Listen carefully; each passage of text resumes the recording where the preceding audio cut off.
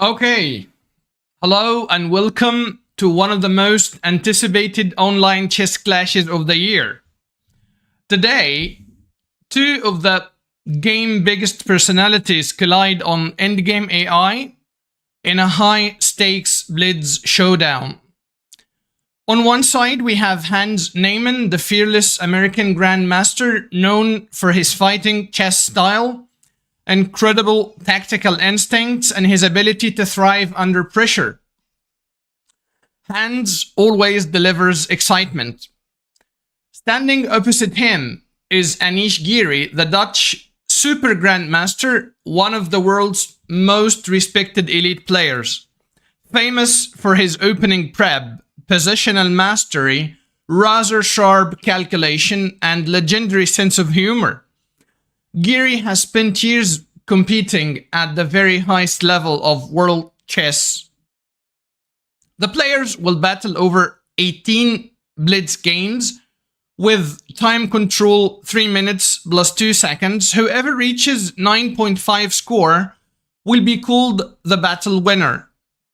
We expect opening novelties, brilliant tactics, time pressure drama, and world-class chess from the first move.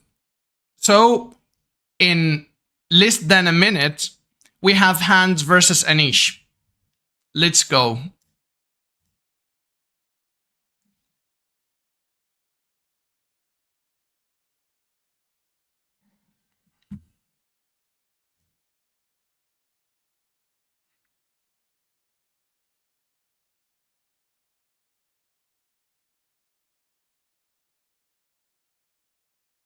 Okay, 20 seconds, and we're expecting the battle to start.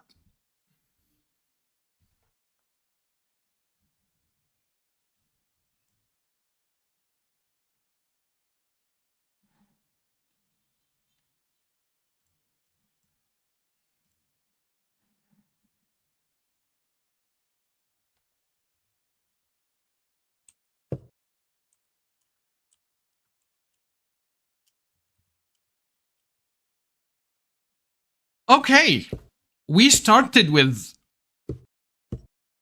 Okay, I will flip the board. And we have Semislav. This is the Budvenik variation with bishop g5. We're expecting pawn takes pawn, followed by b5. I think this is the main theory here. Yes, this is what happened. And then bishop b7 or a6.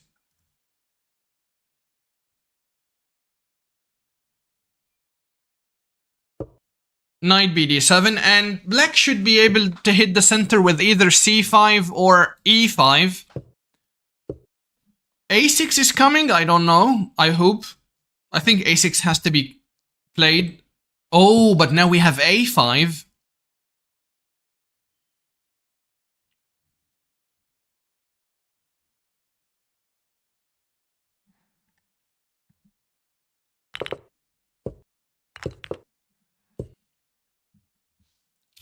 Okay, so he exchanged the knight on e5, the bishops.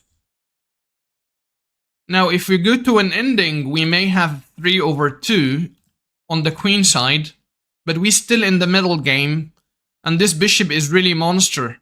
This bishop is not participating really well in the game up to this moment. Ideas like bishop b1, queen d3 might be annoying, but you need to take care of the pawn first. f5 was already played, okay. We can go to the moves first here in order to follow the moves, and then we can go to battle here when we want to follow the score. Okay. White has some initiative. Yes, the classic idea of giving checkmate has to be stopped with g6. Okay. How will Anish continue? The bishop is still the problematic piece. Maybe this idea. But Anish will move. How about these ideas of e4 and f5? Try to destroy black's king. Or maybe rook left. We don't know.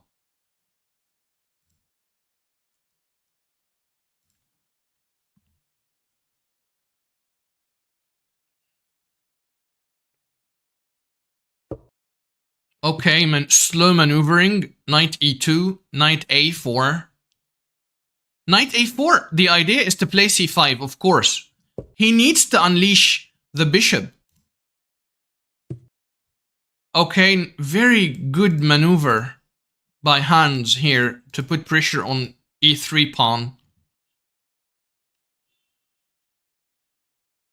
Also, knight d4 was very good from Anish Giri because he stopped c5, the pawn would drop. Now he tries to destroy the king position. Will we see some sacrifices after pawn takes? Will we see knight takes, pawn takes, queen takes, and the pawn shelter will be destroyed?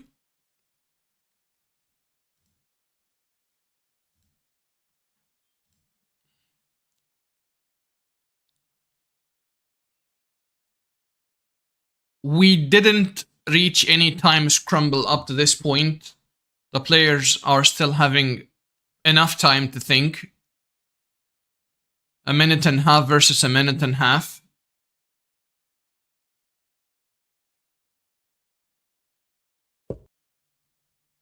Now c5 anyways, dropping the pawn, but unleashing the bishop. Okay, very active from Hans.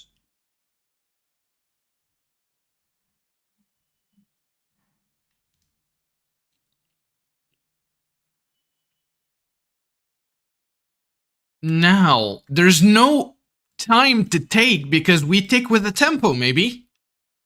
And then the check, you move. The queen joins. I don't know. This is this is really tricky. So can we take anyways? Dropping the knight and then give a check? And then the queen joins? I don't know. I think pawn takes pawn is very interesting.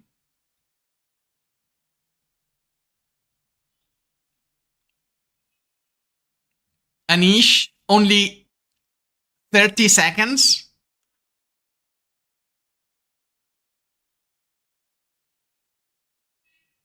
Oof. Okay, he sacked the knight on e6.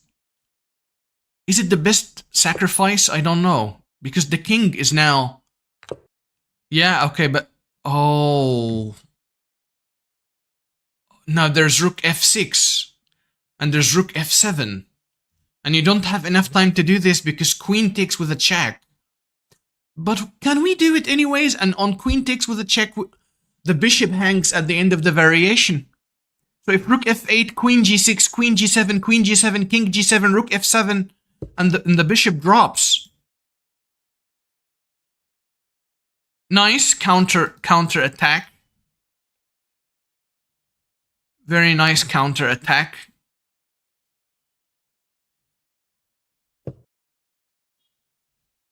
Okay.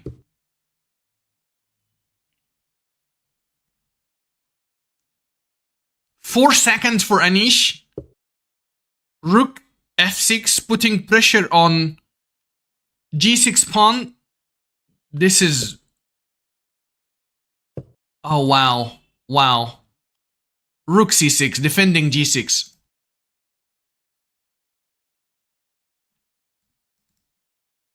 Also, this check is very annoying.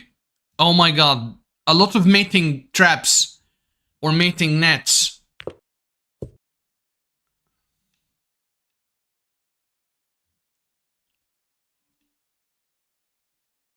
He's removing the queen.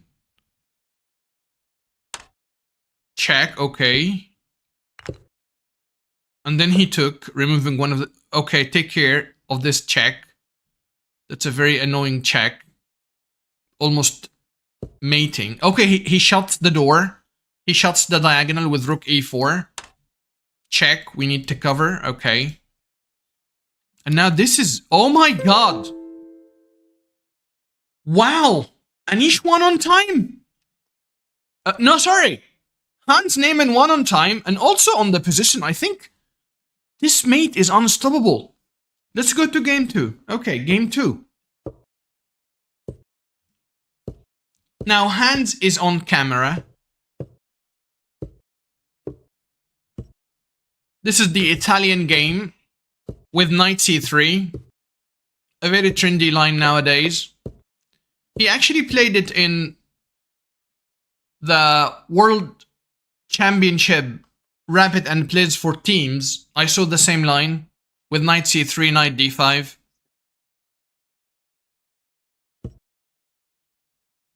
Rook e1, very natural. I think he's trying to get c3 followed by d4 at some point. Also, the ideas of f5 after king h8 try to open the f file and put pressure on this pin should be played from black side from Anish Giri. So the score now is 1 for Hans. Yes, the idea has come, king h8. I think f5 is in the way. And I think Anish will play really aggressively now because he wants to come back. It's a long battle, but he's already under pressure. 1-0 for Hans now.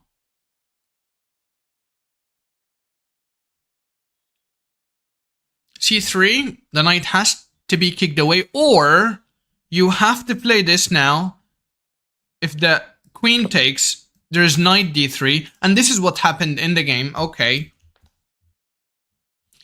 So it's either to ruin your structure or to lose a pawn. A good question to Hans, and Hans decided to give up a pawn. But the pawn is immediately given back.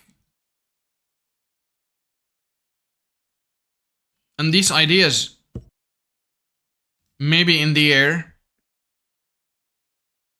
Hans is not interested in taking the pawn, and instead he's activating his bishop. He wants e5, queen e4.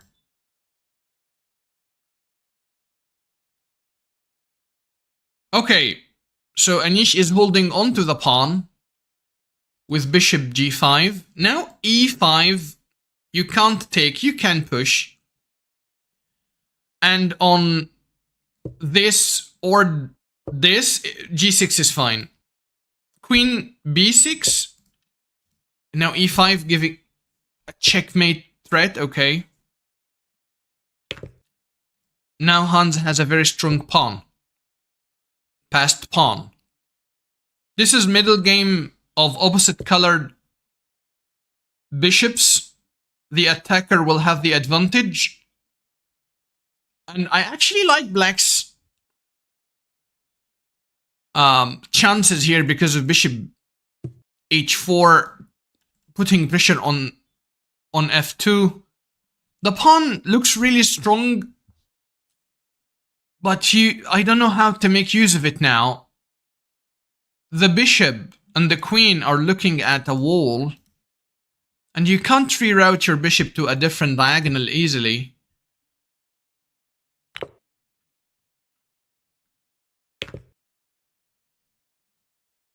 But at the same time, any moment you attack, we can just go for an ending with queen d4 and exchanging everything.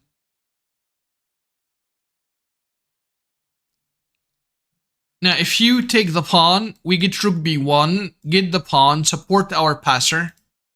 So it's a good idea from Hans.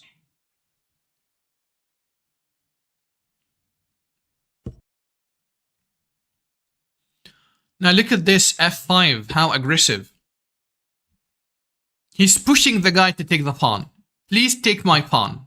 But he said no. Now we have rook f7 and we can put pressure. I think bishop b3 back is very good. Will bishop b3 come? Yes, okay. And now maybe rook c1, but no, rook c1, f3. Here we go. He's trying to make a clamp on the squares on the dark squares. Dark squares.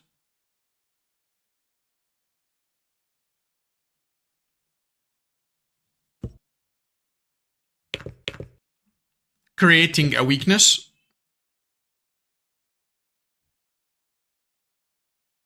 You can't go queen c4 because the pawn will drop. But you can go definitely bishop a4. Oh, he's going for an ending. Nice. The decision to go for an ending or not to go for an ending is really crucial in these positions. I think the ending with 2 pawns after this one drops are very good for white.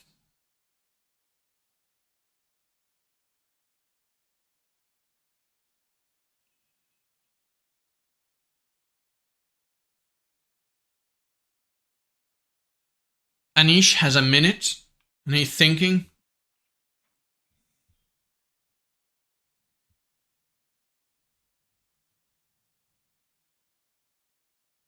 Should I go for an ending? The ending is almost lost, I think. This ending is almost lost for black. Now, the major idea is not to exchange the major pieces, namely the rooks in this position. You need to keep at least one rook. Okay, he's hitting the extra pawn. One of them will drop. He needs to keep at least one of them. So which one will he keep? Okay, he kept this one, which is the more dangerous one. Oh, wow. Okay. No, please. What is the trick? Oh, the trick is here. Okay, check. Rook takes g6.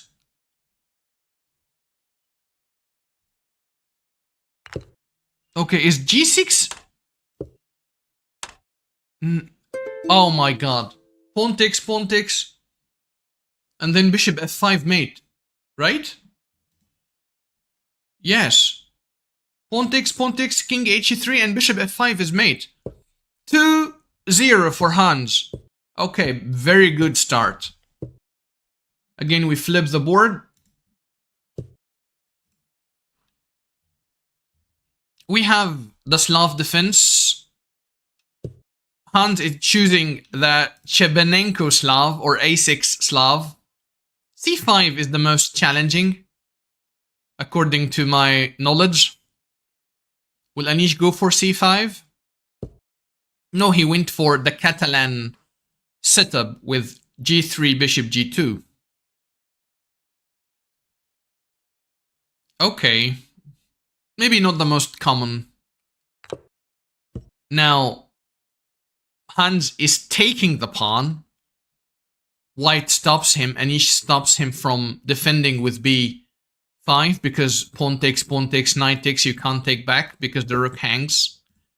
But Hans immediately hits the center with c5. Normal. This is all normal stuff.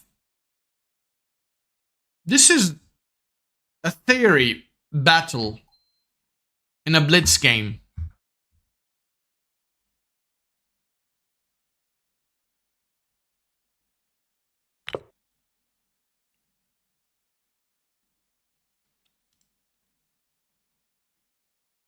Okay.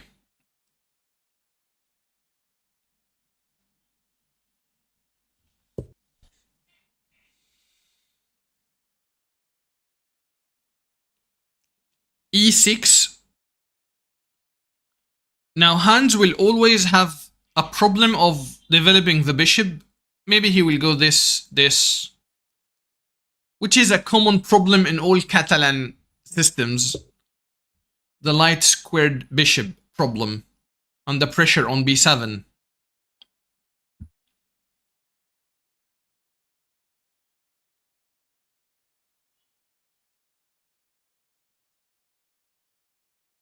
Okay. Niemann's time is not... Okay.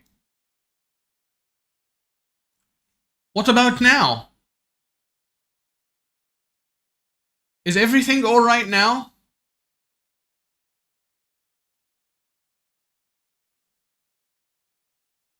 Okay, I think now everything is fine. Time is shown for every player. And we have the score of 2-0 for Hans Niemann. Whoever reaches 9.5 points will be called the winner.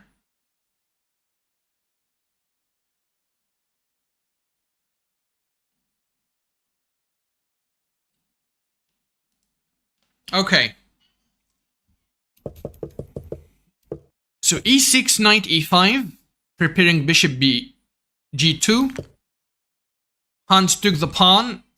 The bishop is hindering the development of the queenside pieces. Very normal positional battle in a Catalan position. Now the check. He's trying to fight for the light squares in the center, so he might take, followed by knight d5, shutting the door for this bishop, and then trying to develop. But he didn't do it immediately, he didn't take immediately, and instead he did this. And now Hans will move. Okay, he refused to take and give up the two bishops, and instead he played knight b6. I don't know if knight b6 is good or bad. Oh, wow. What a very sneaky way of developing your pieces. What is this? The knight hangs, but this one hangs as well. So knight takes, knight takes. Wow.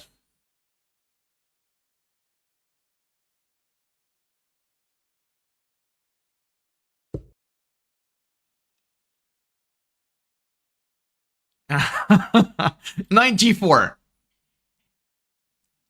It's like, I don't care about this. You solve your own problems.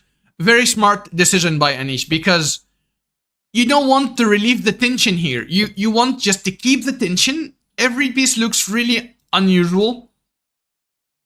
And solve your problems. Okay, knight d5 now, which at least loses a pawn in this position after knight takes, pawn takes, bishop takes. I guess.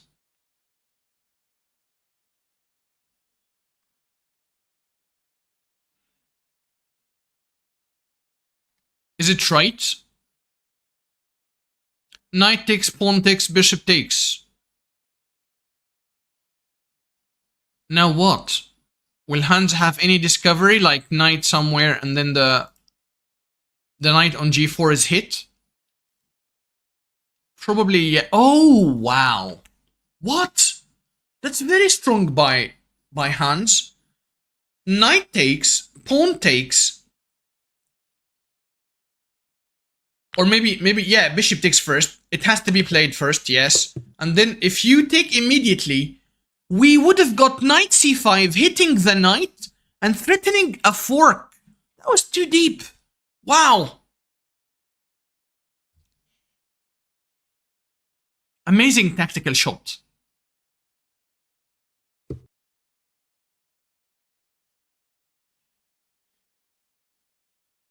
Now this is threatened, and he's given up the exchange because he would have get knight c7 in return. But now Hans castled, and now Anish played king c3, stopping knight b3. And the material is even, but we are in an ending where white has more active king. And now he couldn't take with the knight because the pawn on b7. I think this is the first game where Anish where Hans is under pressure. Time pressure and position pressure. 6 seconds. The bishop is a monster. This is the ideal Catalan bishop. If take en passant, maybe knight here and taking the pawn.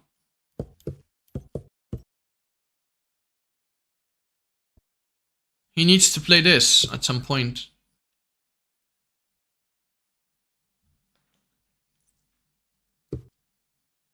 Boom. Okay. They're going for a minor piece ending with a pawn up for white. Time scramble as always. 10 seconds versus 8 seconds. Okay, this should be a winning ending for Anish because this extra pawn.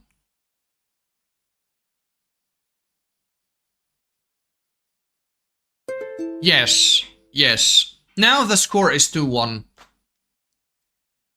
Now, not only the score is 2-1, but the battle will fire up, I guess. I guess the battle will be very intense from now on. 2-1. Anish scores the first win in the battle. The score is 2-1 now. I have to mention that every player has a chance to ask for a 2-minute break 4 times during this battle. So he has a button, he can click on it and get a 2-minute break.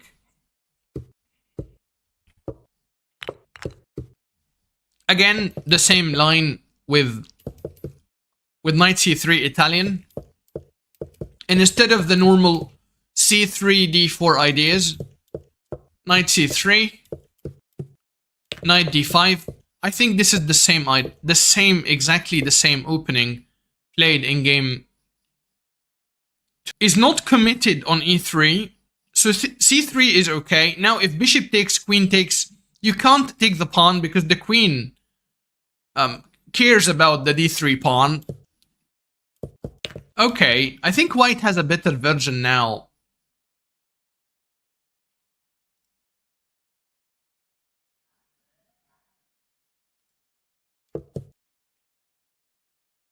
Very strong center for Hans Niemann.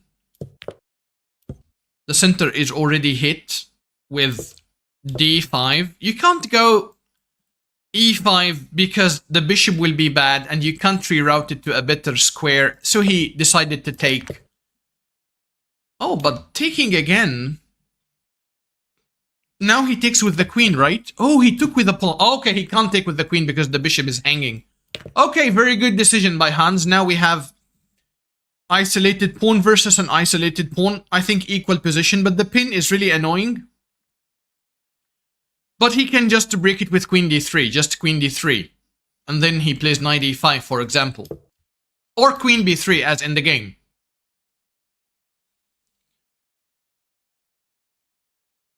So, Anish now has a decision to keep the 2 bishops or to take now. He took now. Okay. Now we're playing same colored bishops middle game, where the ending should favor black a bit because this pawn is on a dark square.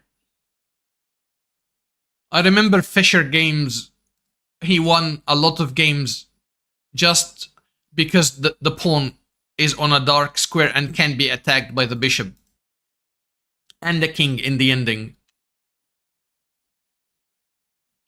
Okay, rook a6, good move. Putting pressure here maybe, or here maybe. A lot of ideas from rook a6. Actually supporting also the f6 square.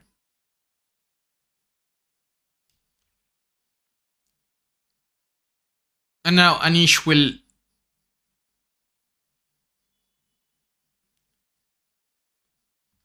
do his next move. He's thinking. What should Anish do with the black pieces? Should he go rook b6, which is not available now because of bishop c7? Or rook e6? He is challenging another file now, which is the e file.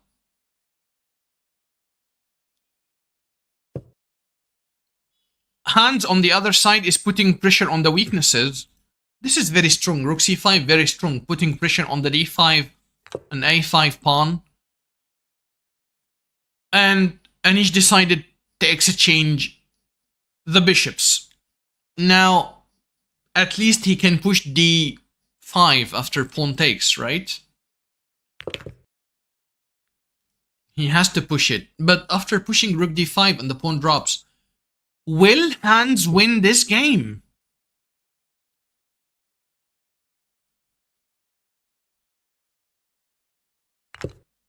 Oh, wow. So he took the pawn? He doesn't care about d3 because rook d5?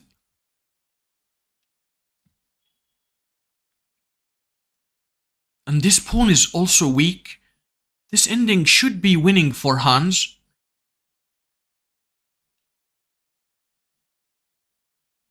Anish is in time trouble.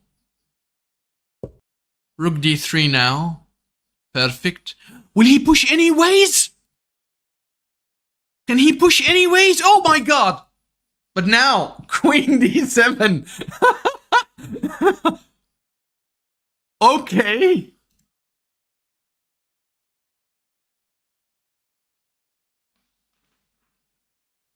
Oh, queen d7. At the right moment. Now the pawn should be taken, but this will be taken.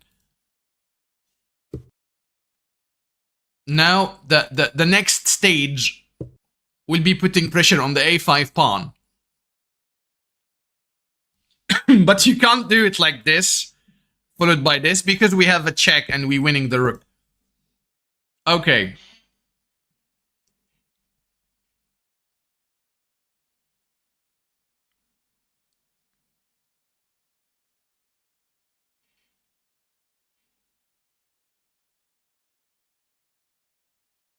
g6. Escape square for every king. That's not an easy ending. That's definitely not an easy ending.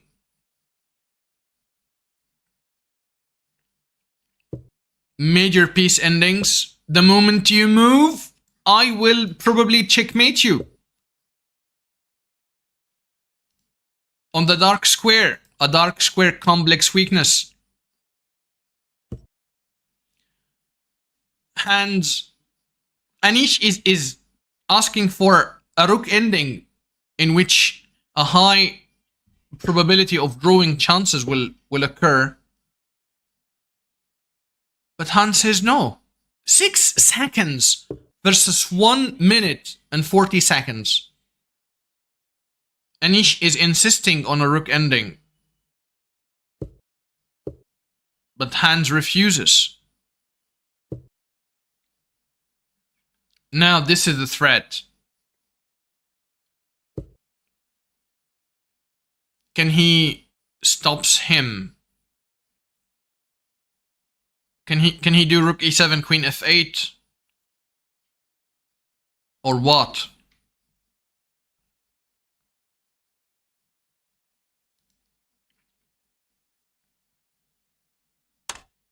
Oh wow.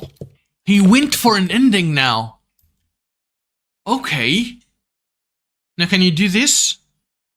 Dropping this, winning this, and try to win with this? It's very hard to convert. But he went for it anyways. It's his only chance to win. Okay, can you do this at least? And then push the pawn? Okay, very good, very good. Now you bring your own king.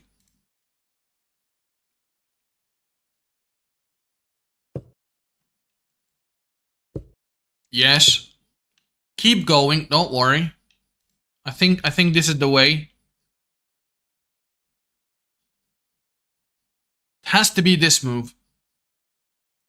But he waited with the rook, okay. He played it, okay.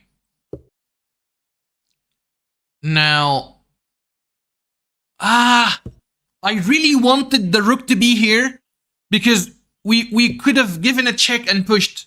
But now if you give a check, he comes with a tempo on the rook. Okay, now the move has come.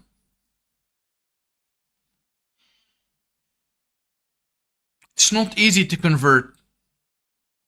He's got to play this, for example. But this allows rook here. Oh my god. Very hard to... He decided to give up the pawn. And stop the rook from he will kick the rook away from the back of the pawn. Yeah, that's a very common idea. Oh my god. Keep going.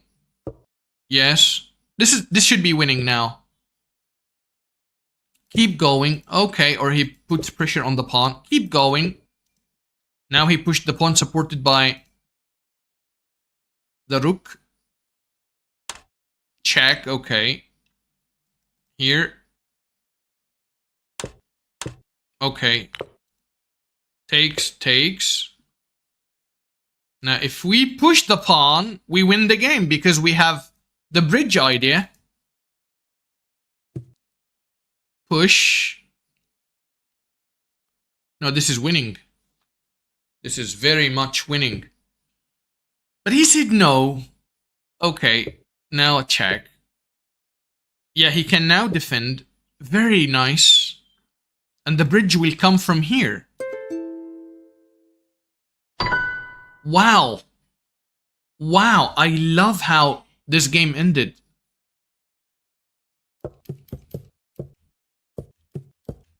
Now, in this position, I guess...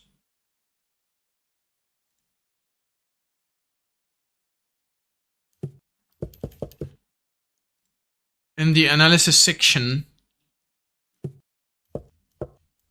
you can see the idea of just pushing the pawn, and the moment you give a check, I just cover. Or you could also go, but I think you don't have to go for the bridge now. You need to go for the bridge after pushing the pawn. So maybe here now. And after takes you queen first. So push we queen first and we win. Okay, we are going for a 2-minute break. I don't know who chose to get a 2-minute break first. Who asked for a 2-minute break? I think after the third loss, Mr. Anish Giri asked for a 2-minute break. This is my expectation, I don't know. So we're back in less than a minute.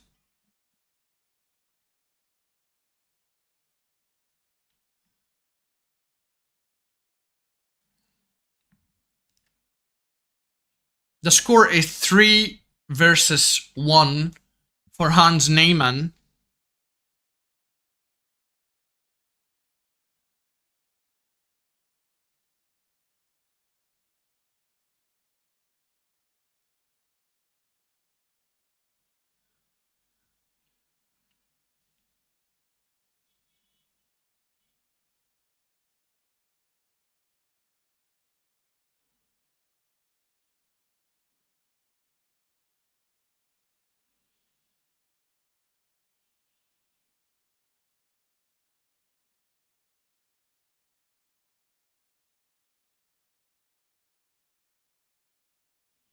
The game today. I think it's called the hydration break, not dehydration break. Hydrate yourself. Wait a moment. We've got the Ragozin from Hans, so we will just flip the board. And we're having a Ragozin. Okay. We've just given up the 2 bishops. This pawn, I don't know if it could be taken or not. This is probably a theory. And because I don't play usually the Ragozin, I have no enough theory in my brain about this line. Okay, rook e8, knight e4 is an idea. Black, of course, had to play h6 and g5 to break the pin because he doesn't have a dark square bishop on e7. And this is the cost of giving up the 2 bishops. On the other hand, we have some weaknesses on the queen side.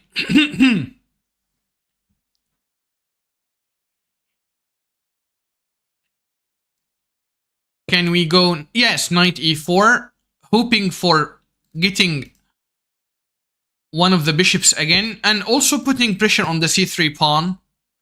Now c4 played, just getting rid of the weakness, and a5 hitting the queen has come.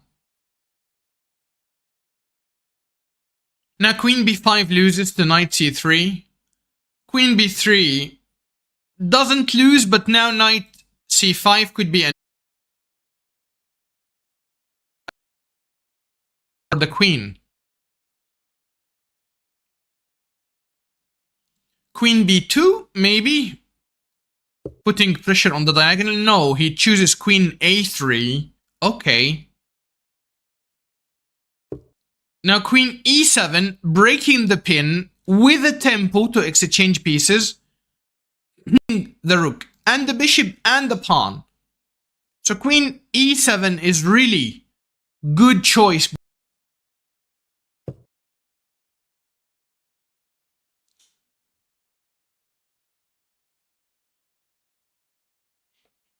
I don't know what happened.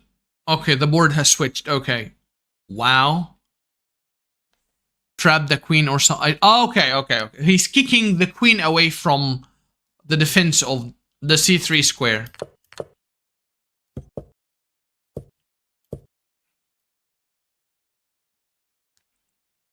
Knight d5 hitting the queen.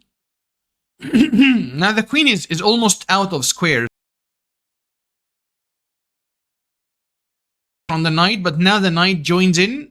No, queen a5 may be good, but rook a8. Now the knight hangs. No, we have to solve the knight problem. So queen a5. Now, what should black do here? To support, and then to kick, and then to go here? I don't know. So he supports and kicks at the same time. Okay. Rook c5. Now we have... It's not actually a pin.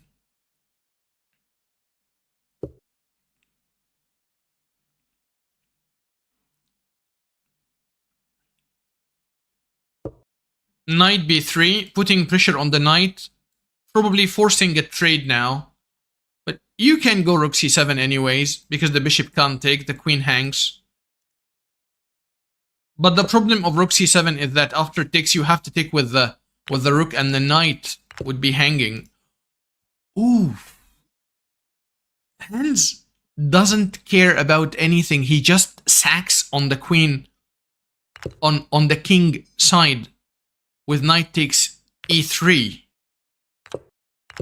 Wow. Incredible calculation. Now you have to take with the bishop, which is terrible because of the check. No, but you can take like this, and now I take, putting pressure on the pawn, and I have a very strong c-pawn. What is Hans doing? He's showing an incredible form.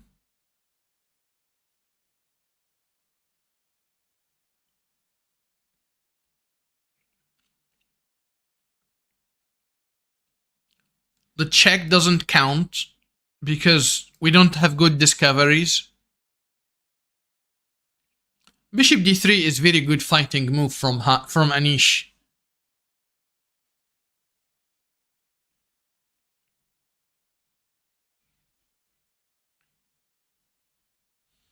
You know what? I like the check followed by the pawn push, but the problem is bishop takes. So he took immediately, and he's hitting the knight. You don't have enough time to take. I do have enough time to take because I will take and defend. Right? Yes. Now, now, Hans Niemann is playing the same ending, but it is Anish who has the passed pawn. It's almost the same ending, the last ending, but here Anish has the passed pawn. But this is a drawish ending. You know why? Because If you support your pawn, I will just take the pawn. You push the pawn, I will go again. And you can't convert in this position the pawn easily because the rook on a4 is very active. a4 is very active. This is completely drawish, and I think we're expecting the first draw in our battle.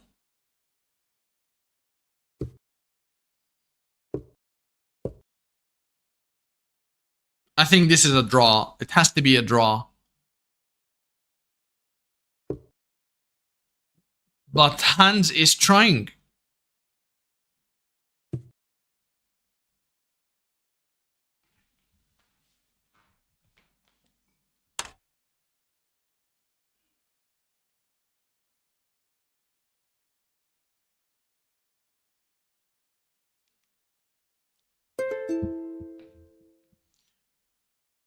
Yes, that's the first draw, as I told you.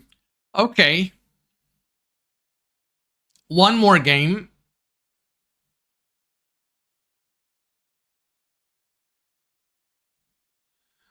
Someone asked for the bar, but actually the bar for some reason we don't have the eval bar. Simply because I don't know the exact reason. I don't want to say anything, but it's I think we don't want to show it because of the fair play rules.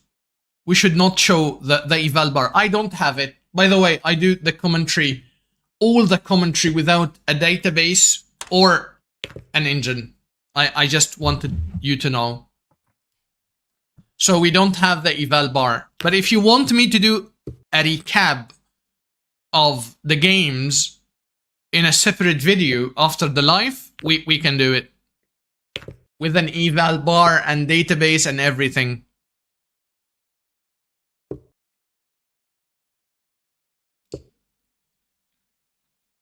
Yes. Okay. Now we have some sort of Nimso, which went into Aragosin after d5, and then it looks like this is Nimzo. This has to be Nimzo with a d5 Nimzo, sometimes they call it. Where black lost his dark squared bishop for the knight on c3. But he's got a very strong bishop, and our bishop is hemmed in up till now. This is the problem of the bishop. We don't know how to reactivate the bishop. Taking with the knight is logical, but he took with the pawn to stop knight c5. Now the bishop is alive again. This is one of the merits of taking with a pawn. Bishop a6, just to neutralize the bishop on the long diagonal, is an idea. But it's not the most active and not the most ambitious. The most ambitious is probably bishop d2, rook c1, and then try to play bishop b1, queen d3. I think this is fine. Knight e5 is also typical in the IQB positions. Once he takes with the pawn. Now he's got a pawn which stops the knight from coming back to f6. So the idea of the battery would work much better because we don't have knight f6. So taking here is definitely a mistake. You can't take here.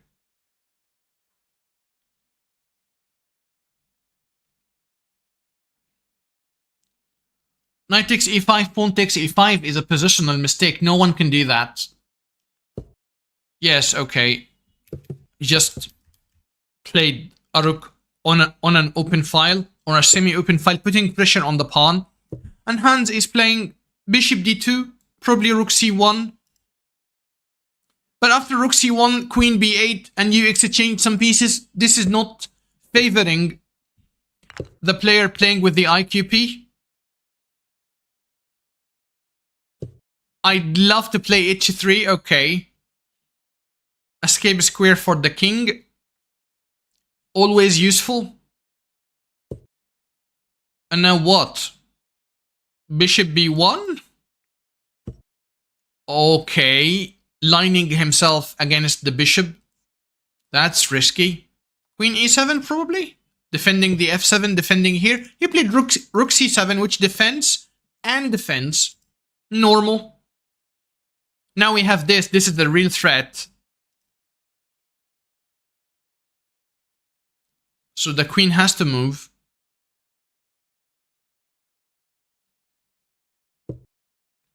The queen really moved. Now bishop takes is a threat. But knight h5 immediately stopped it. Knight can come back with a tempo.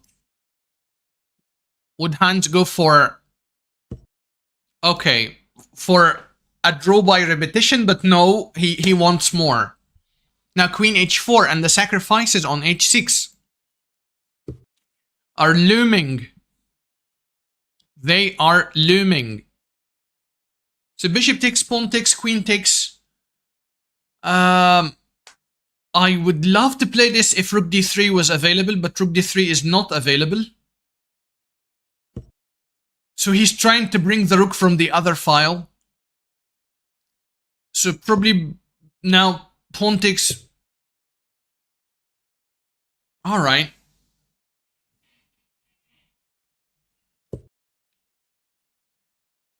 What is this? Is he trying to defend like that? I don't know. So still bishop takes, pawn takes, queen takes. The rook doesn't have an entry. That's why they're thinking it's not an easy position. Queen to g3, renewing the threat if bishop takes h6. Will he go knight h5 again?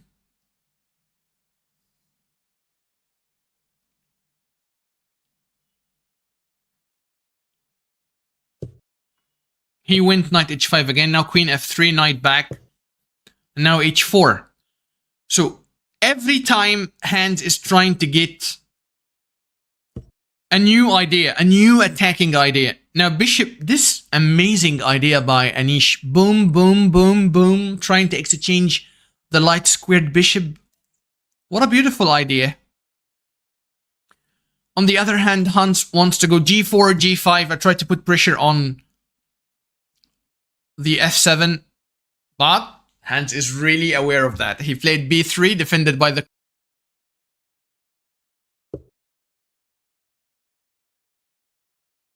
And then, okay, he kicked the bishop all the way back. And then he's thinking of g4. Which is really risky because the bishop will come back on the long diagonal. So g4... Oh my god, he played g4 anyways. Oh, wow. Because once the knight moves, queen e4 would be in the air and queen h7 will join the party. Oh my god. What is this? What is the... Okay. Okay, everything is defended. Good move by Anish, of course. He doesn't care. He just pushes. He's just going for it. Okay, can he take here? Will you take here? But take care of that. You need to take care of that. Maybe he can just take and wait and still ask the same question. Yes, but now Anish is claiming the long diagonal. This is the weakness of g4, g5. The diagonal is open. This is very risky. Now rook c7 probably, but take care of g6.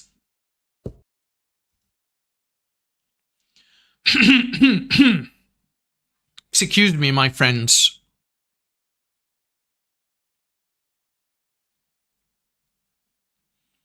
Bishop e3. There's no entry point on c1. Otherwise, it would have been a disaster. Can we do this anyways? He said no. Rook e1. The time scramble as well. 7 seconds versus 14 seconds.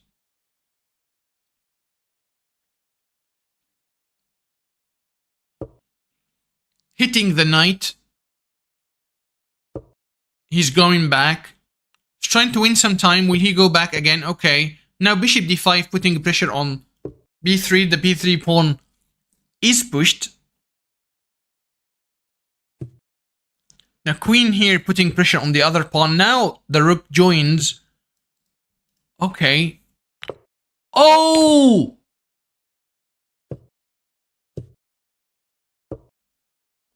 Give me the queen. The queen moves. Take care of the...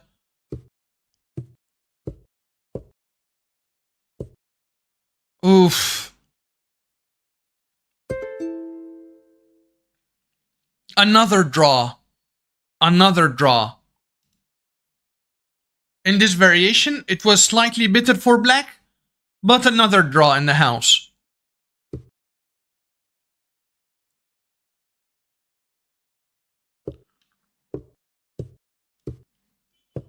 Now Hans is playing with the black pieces. Again, he's trying to play the semi-Slav, the Budvinnik system from Anish Giri with bishop g5, knight bd7. Knight bd7 is starting the Cambridge Spring with queen a5, but no.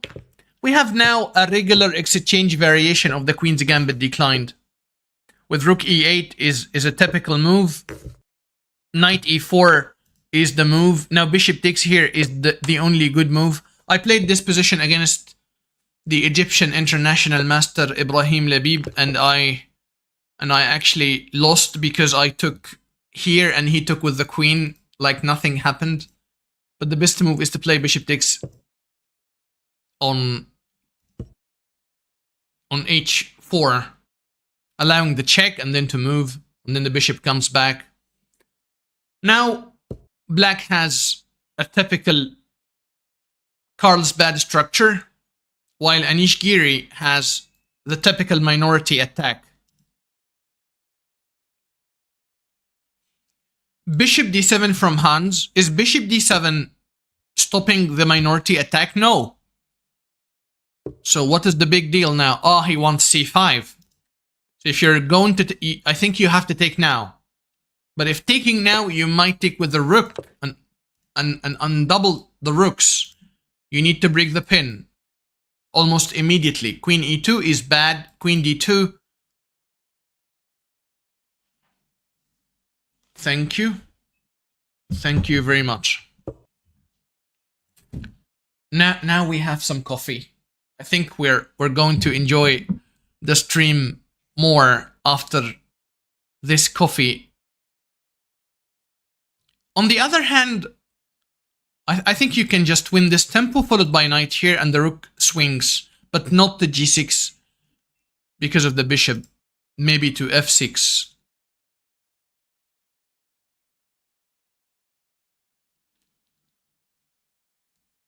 The tempo looks fine.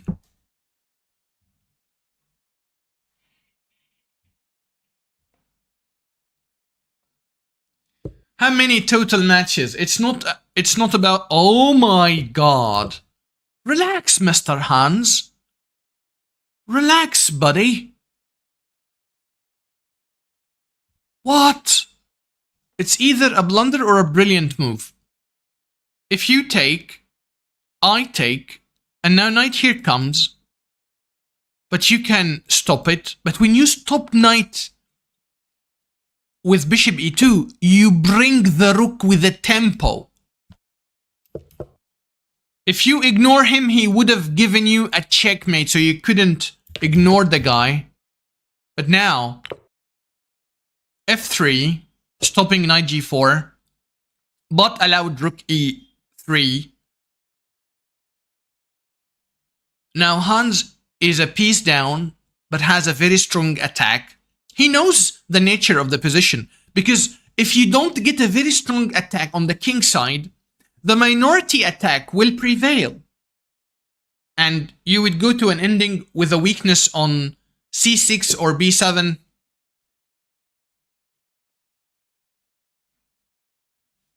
Thank you.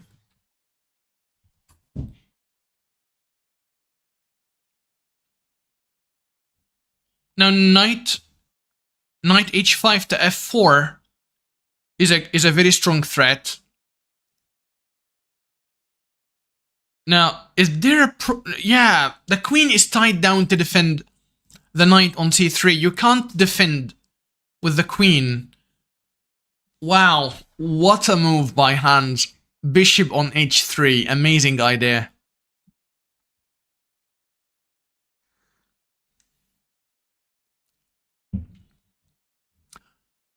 Yes. Okay. Nice.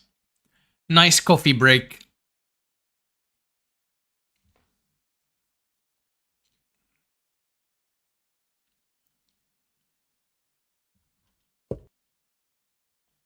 The knight moved back, going for the defense, stopping knight f4, but cutting the queen from joining the defense. Oh, wow. Hans sacked an exchange to fight for the g6 square. And then he... What? What a tactical wizard. Because once you take check and I win your queen, what is going on? Wow.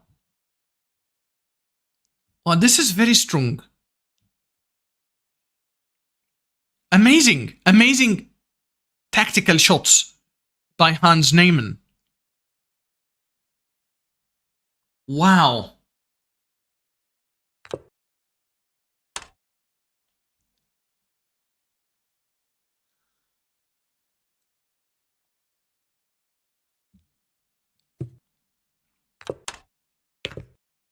Two rooks versus a queen, but black has a lot of pawns.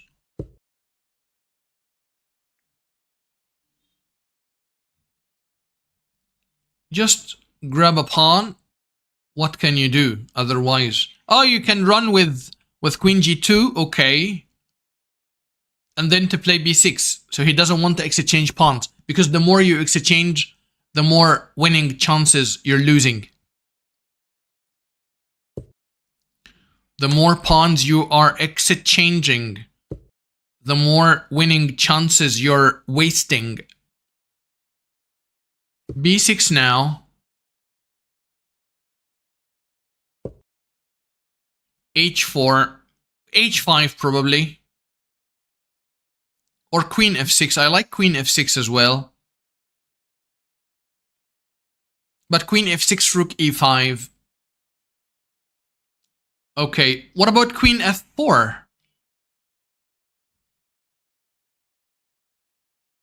Queen f4 maybe. Okay, queen a5. And time has gone. Oh wow, Anish forfeits on time. Okay. Now the score is 2-5. Favoring Hans Niemann.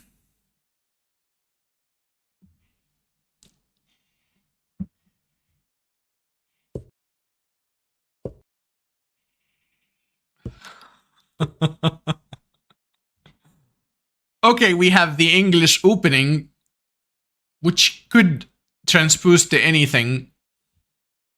Maybe d4, maybe Catalan, we don't know. Regular d4. Hans is taking his time, and he went for g3, bishop g2. Now, if he plays d3, this is typical, but he went for d4. And now we have the Catalan versus the king is Indian. This is main line. Rook e8, threatening pawn takes pawn, putting pressure on the e4 pawn. And this happened. h3 typical, stopping knight g4, bishop g4. I'm probably preparing bishop e3 at some point.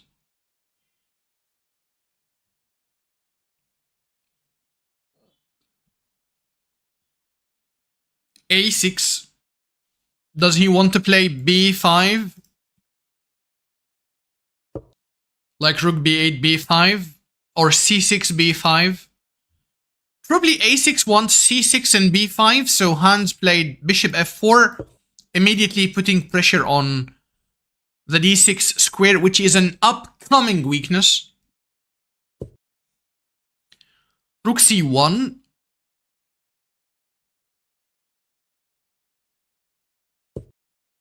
Knight e3, typical maneuver to exchange some pieces because you lack space.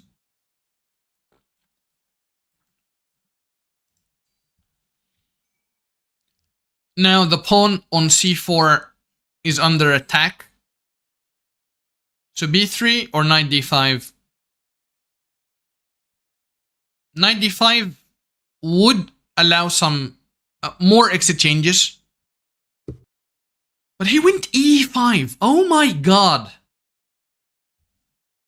Very unexpected. But he's unleashing this bishop and also unleashing the other bishop on this diagonal.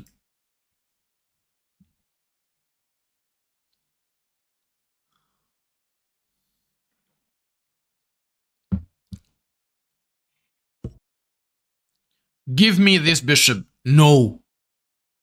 Now give me this pawn. Oh. What is going on? Did Hans Niemann just lost a pawn for free? Maybe e5 wasn't the best move and knight h5 is an exclam.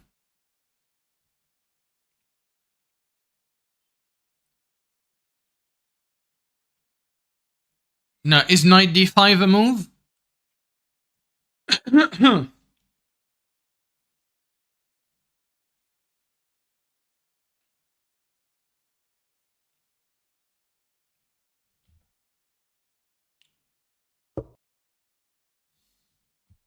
Well, this is interesting.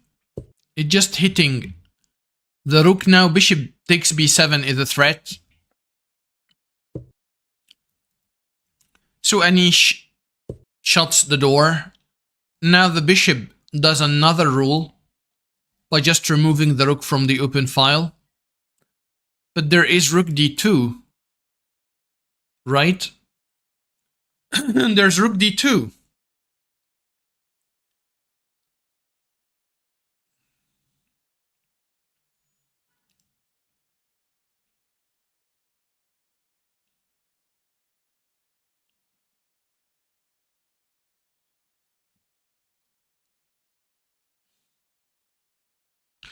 Oh, wow. No. What?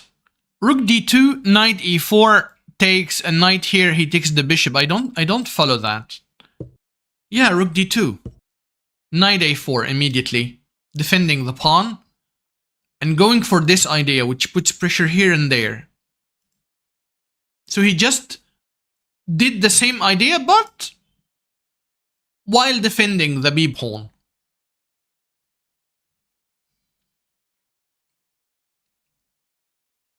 And also defending the c4 pawn, because it was attacked.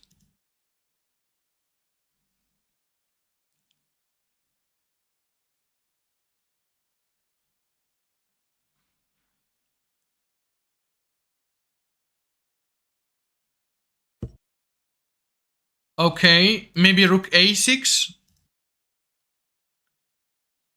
Knight c4 still doesn't work because rook takes. Knight c5 doesn't work because rook takes here. So he went back first, kicking the invader, and then he's gonna go knight c4. Or will he just try to repeat because he's a pawn down?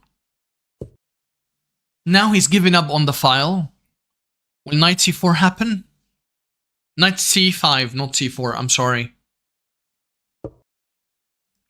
No, he wants to regain his pawn, and he's putting very strong pressure on the dark squares. Also, he's vacating the square for the knight.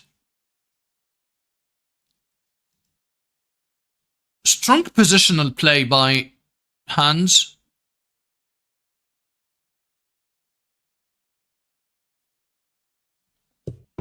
f6. No, knight c5 at last. Bishop back. Okay. Now we've got the file. Very well. Kick the invader. The invader has gone. Knight to e4. But rerouting himself to d6 now.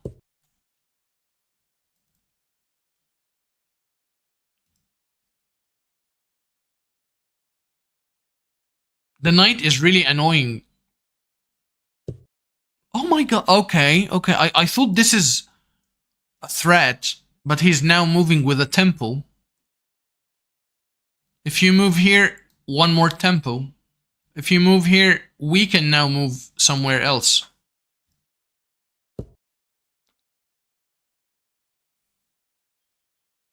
And the time scramble started.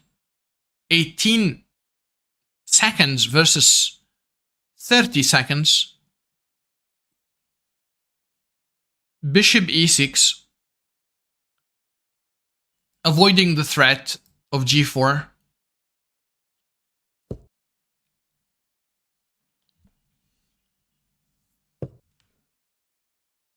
Hans is playing with a pawn down, but he's got the upper hand of the game. He's avoiding the exchanges. He wants to complicate the game. But Anish is doing really well. Okay, don't worry. Just give me the two bishops. And now you don't have the file. Your pieces are tied to the first rank or the 8th rank.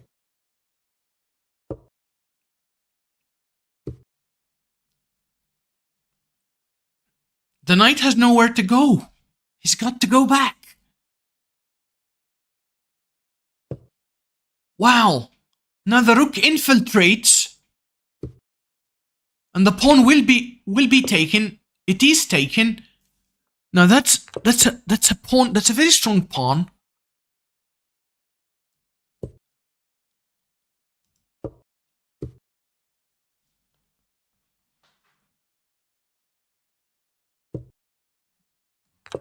Oh my god.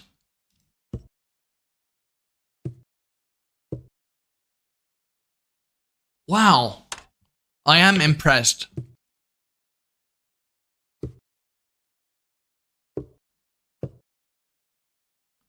But Anish is putting very strong defense. He's got the blockader of the passer. And he would love to exchange the rooks and playing an ending of exchange of opposite colored bishops. But Hans will keep the tension. On the other hand, this pawn is running. You need to take care of it.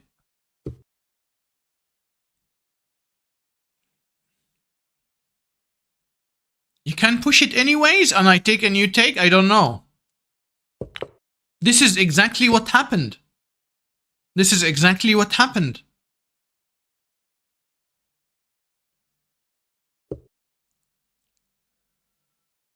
Now Hans is a pawn up, but only 4 seconds for both players.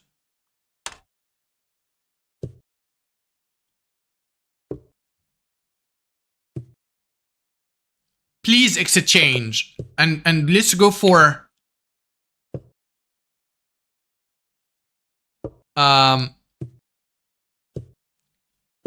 okay. Oh my god. Oh my god. The king is so far away. This is lost. Oh my god.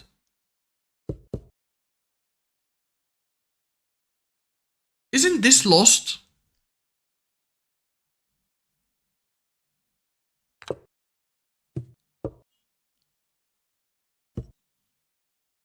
What?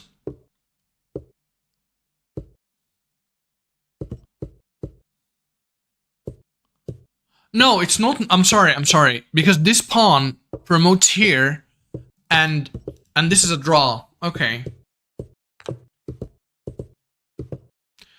When I analyzed the position, I don't know what happened to my brain. I thought the pawn will promote here. This is a white pawn. It should promote the other way around. Okay. So this is actually a draw. Very well-known theoretical draw.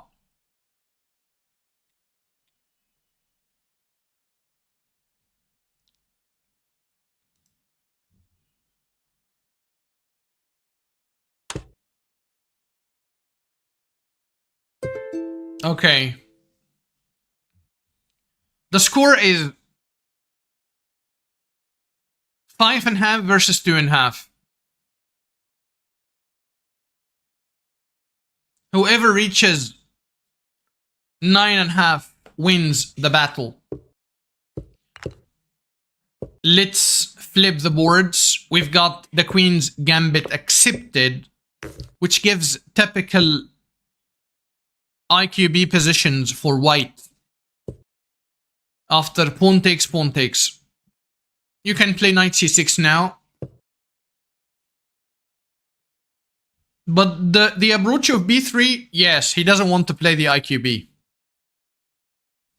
Because the idea of b3 is to play bishop b2, and once you take, he takes, and once you take with the queen or with the bishop, and you don't take with the pawn.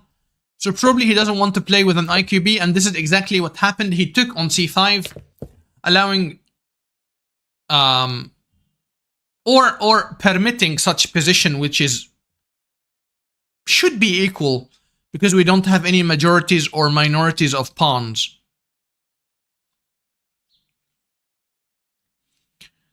But it's not an easy game.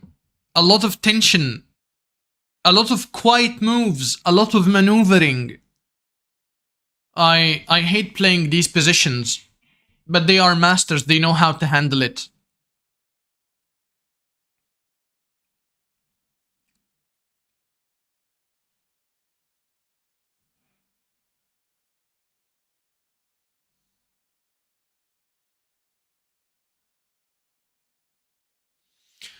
Is it gonna be bishop e7, just bishop back to e7? Or bishop d7 and castling long? You need to take care of knight g5, putting pressure on the f7 square. Oh, they already played, I'm sorry. Oh, wow, wow, they played a lot of moves.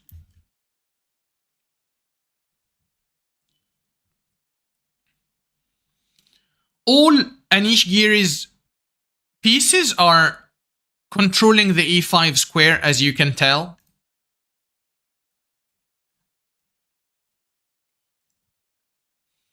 He wants to sit on the e5 square with the piece.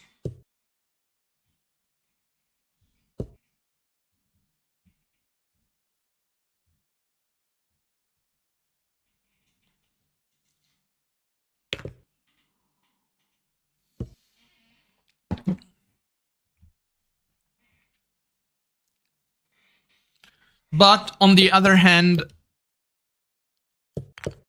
Hans sacked the g7 pawn, trying to trap the bishop,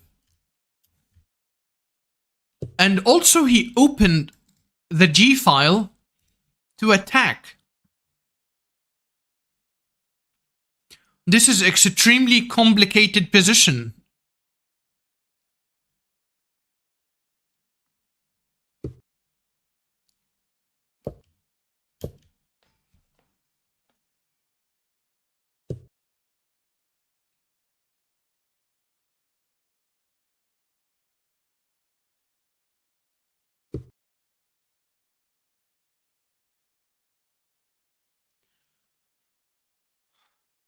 b5.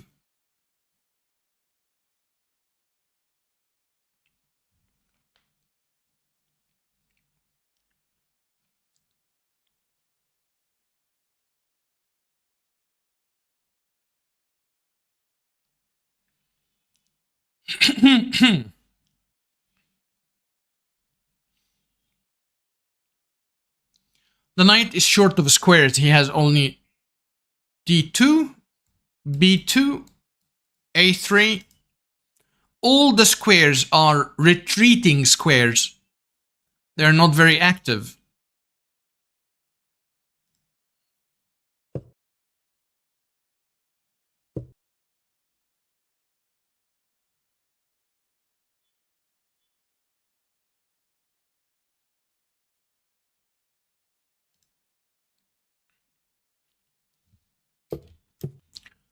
Knight e5.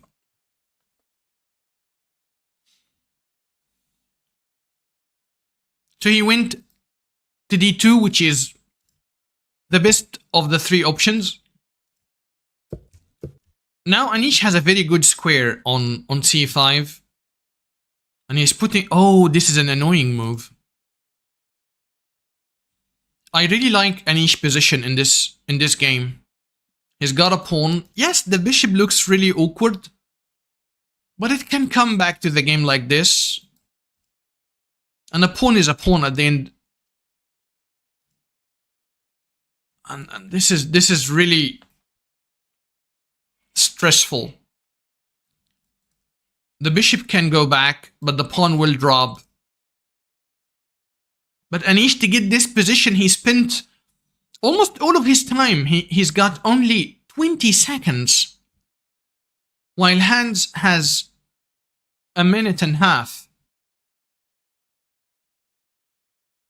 But he's thinking. Now it's his turn to think.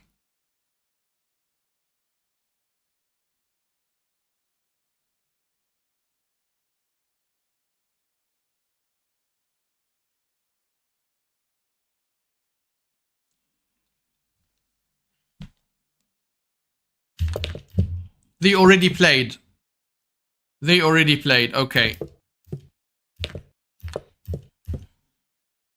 So what happened really? He took the bishop and he went back. Oh my god. Okay.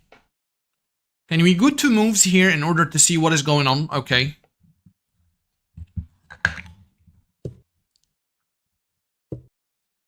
Now e4, very good moment because he wants to run with the pawn up.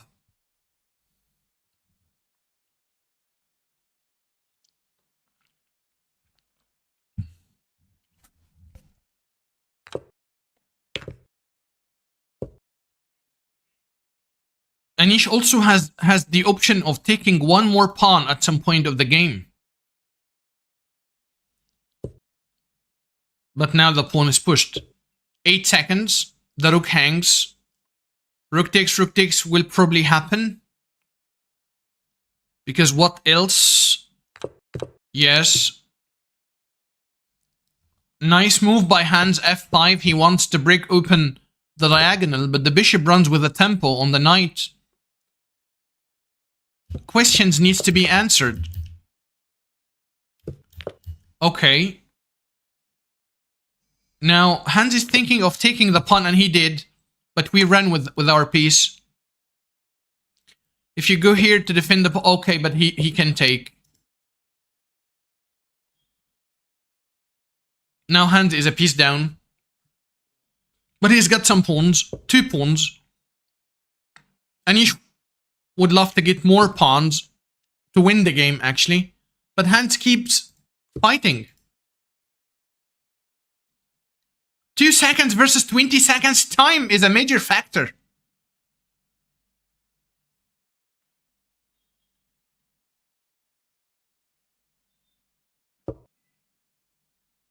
Annoying moves in time scramble.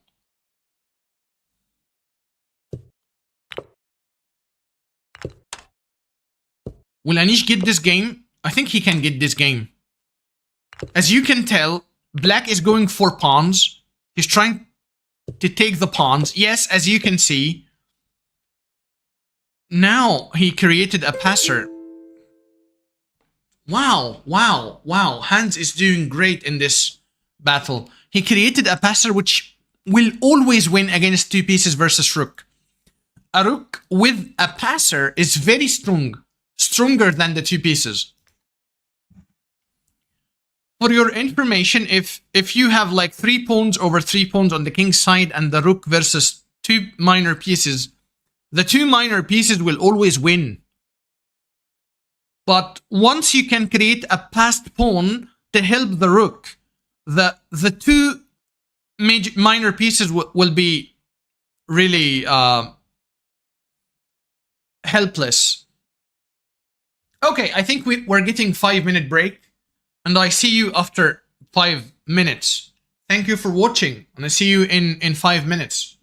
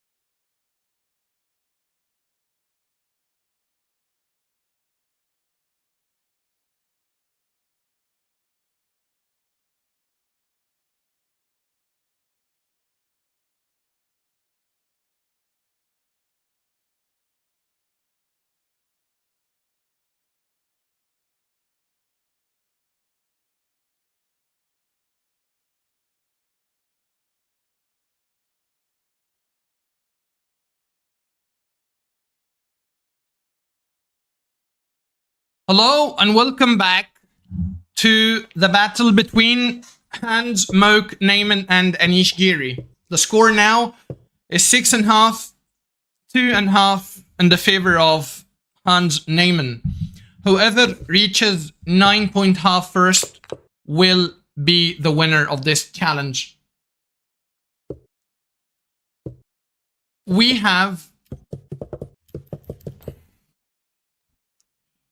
an asymmetrical English with e5.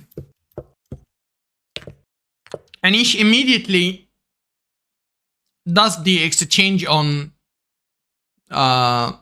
c3, giving up the two bishops for ruining the structure. And then he played a5, a4, try to clamp down on the queen side.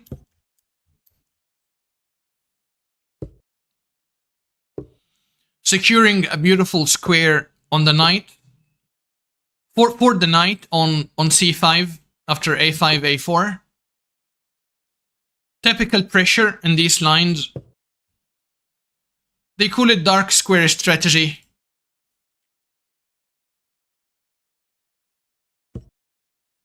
You can tell that that white has the two bishops, but you can't feel the two bishops because the position is closed up till now. Rook a5 is very good because I think once he takes with the rook.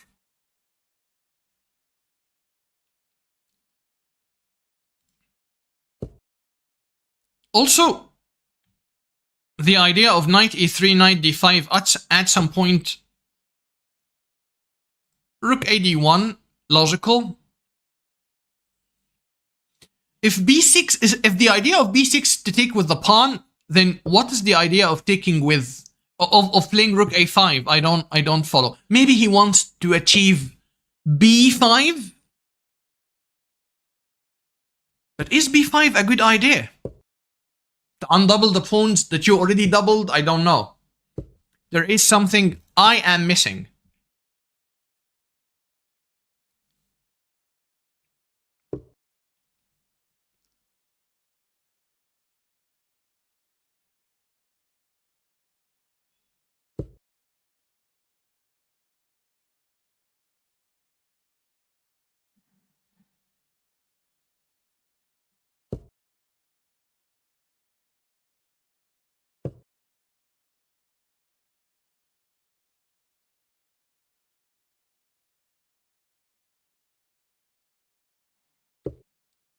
Okay.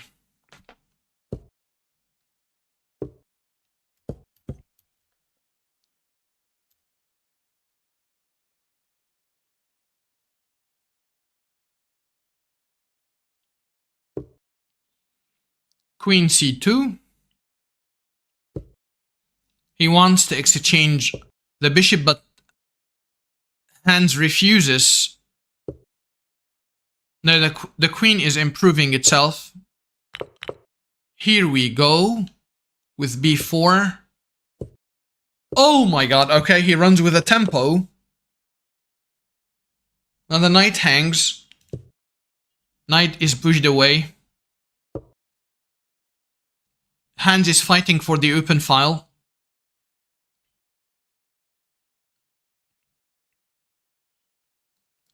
Will he do this?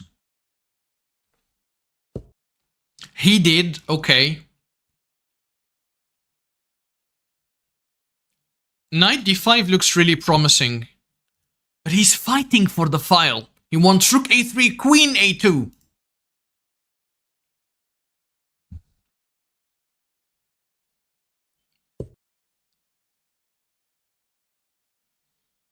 He wants to infiltrate the file. Via the file. To put pressure on a7. On the other hand, knight e6 is played. Now he did infiltrate, putting pressure on the c7 square, tying down the knight movement. Is knight d5 an idea? Is he trying... Will he try to exchange the bishops and then get this move? He went knight d5 immediately now. If you take, I will fix my structure. Very good.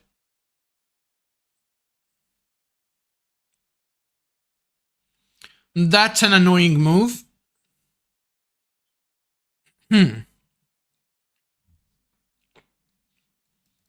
Bishop e3, tried to get rid of the knight. I don't know. Maybe. Bishop e3. This knight is really intolerable.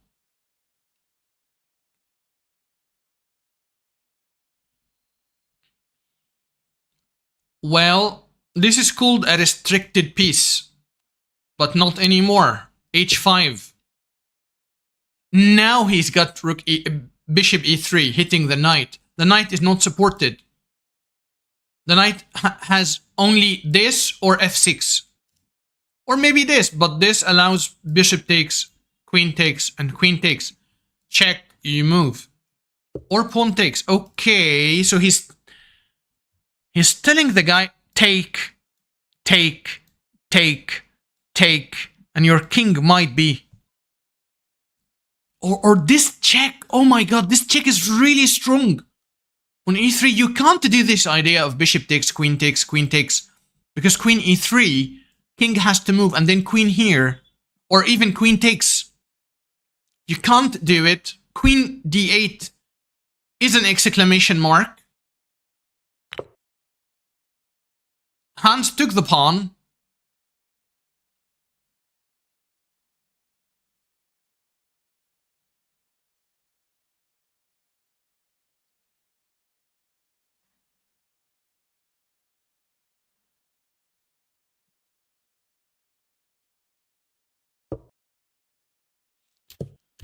f5. He took again. Hans activated the pawn grabbing moves. Or the mode of pawn grabbing. He grabs every pawn that he sees.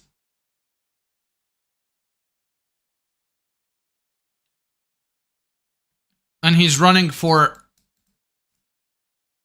his life. The king needs a safer spot. The queen wants to join. But he's running. Hitting one of the bishops. Will you remove it? Now the Grandmaster will try to evaluate the ending after the exchange and then to take a decision. Will he go for it or not go for it?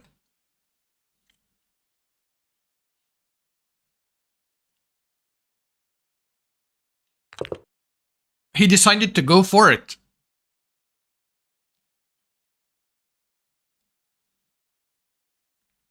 Now what? Yes, away from these ideas. Take care of the invasion.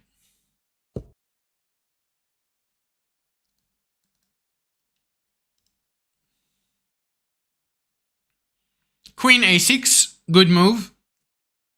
Is queen e3 happening anyways? It's an annoying move. It has to be played. Queen e3. Yes, yes, good. Good move by Anish Giri. Check. Another check. Check. Oh, he's going for a draw. He's going for a draw. Because he was really short on time and the position doesn't look promising for each side. I think it's very unclear. 7 versus 3. We've got Aragozan again with the exchange variation. I think Hans will go back with the bishop at some point.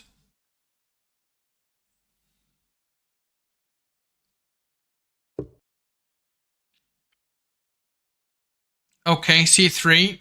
We're going for the same structure of Carlsbad. Queen b3, putting pressure on the bishop and on the b7 square.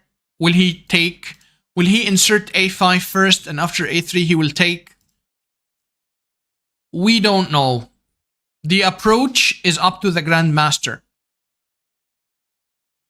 They sometimes play a5, a3, and a4, but this is the approach Niemann is taking in this position. He's decided to play bishop takes c3, giving up the two bishops, and later on dealing with this annoying pin. He's dropping the pawn the same as the last variation, because once you take, I think, rook b2 will hinder white's castling rights. You can't challenge on the file because of this bishop. This idea of just sacking the pawn is good. But Anish is thinking, should I take the pawn? Right? Should I go for the pawn grabbing mode and keep taking pawns? I don't think so. I don't think it's a good idea. He went for it. Okay. Now we have queen b3, queen b6, sorry. Okay, now this is weak, this is weak. 2, 6. Hans is a pawn down, but Anish has some weaknesses.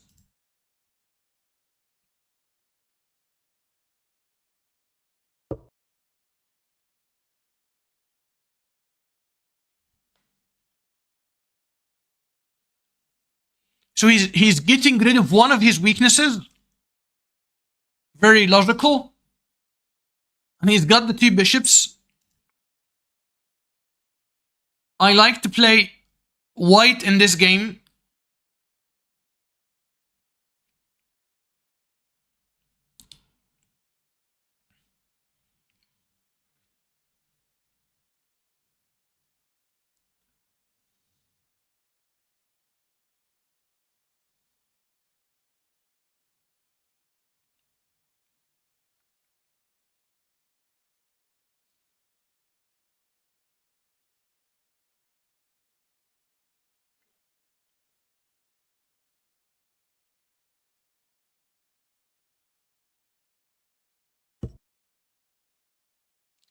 Now, Hans is doubling on the A file, trying to regain his pawn. Very logical move.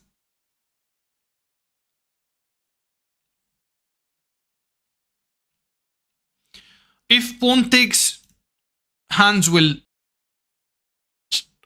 activating the knight, keeping his pawns together.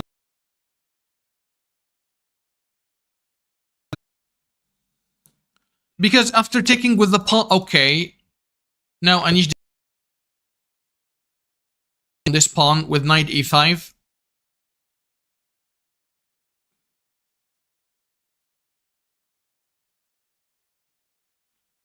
Now, is c5 a move? Yes, okay. c5 anyways.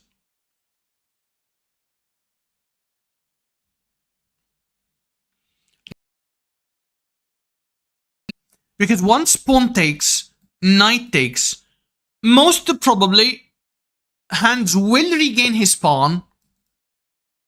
Okay? And he will have the passed pawn on c5, while Anish will have to waste a lot of time trying to bring a passage from this majority, 4/3. So, in a moment, the position has changed, and I like black now.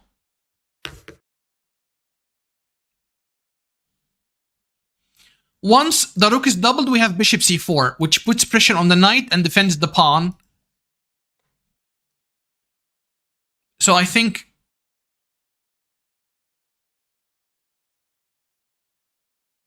f6 is an idea. But this happens anyways. Okay, so he jumped in and he's putting pressure on this. He wants to exchange the bishops, even for the cost of a weak pawn on e6, but he wants to exchange the bishop because he wants to regain his pawn on a2. And now the c5 pawn will decide who has the advantage. Now, it could be a weakness, it could be an advantage. It depends on the way you use the pawn.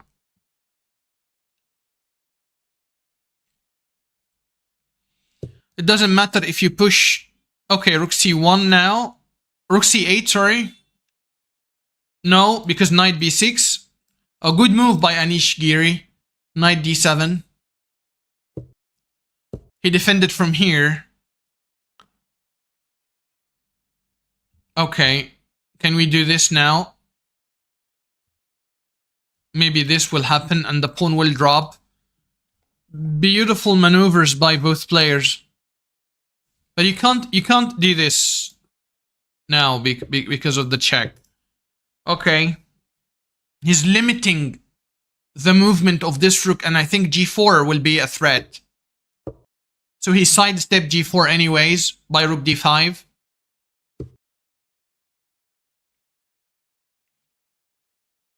Now I like knight here, stopping rook f2 and then invading. No, you can't. So you have to move the king first, okay? Now what? Now you move. And you open the way for the knight to move. For the pawn to move. Wow, amazing. Amazing. Now this idea is very strong. Just install a knight and deliver a mate. But this is not what happened. Why? Is this hard? Is this bad, I mean? Is this a bad idea? I don't know. Maybe the pawn was faster than the mating idea.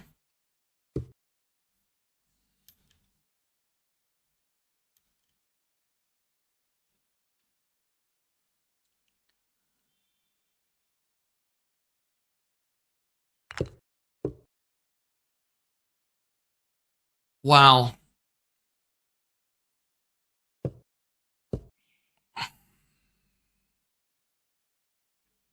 Takes? Oh, he blocked the pawn.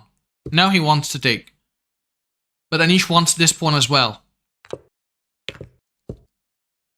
Now this pawn cannot be defended, but we can... Beautiful. The game will end in a draw, but a beautiful draw. They really played well in this game.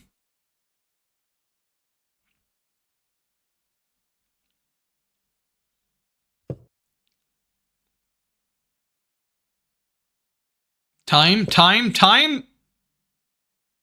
Oh my god. 2 seconds versus 6 seconds. They don't just agree to draw, they want to keep going. Which is really annoying. Oh my god, okay. Go back, just go back, defend the pawn. He doesn't want to go back. Okay. It's a draw, people. Okay. No, that's a draw no matter what, okay.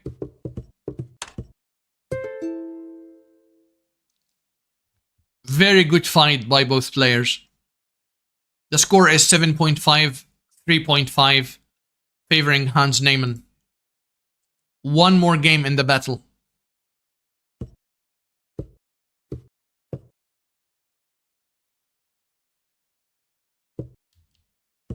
Hans playing with the white pieces, the Italian game with the knight c3.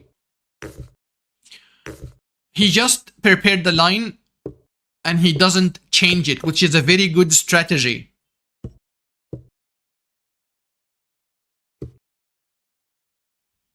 But you see, he changed some details in the line. So sometimes he plays c3, sometimes he plays a5. Like minor adjustment to the line every time. Which is something I really like. Taking here is, oh my god. Oh wow. I thought this would be bad. Because, oh wow. But he took. This is a very brave decision by Hans. To take the knight. And then to break the pin with g4.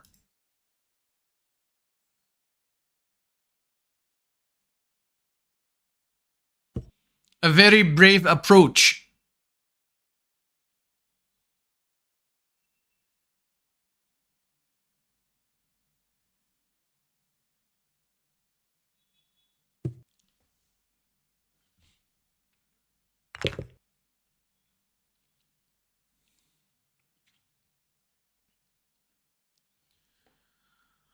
This knight probably belongs to c4.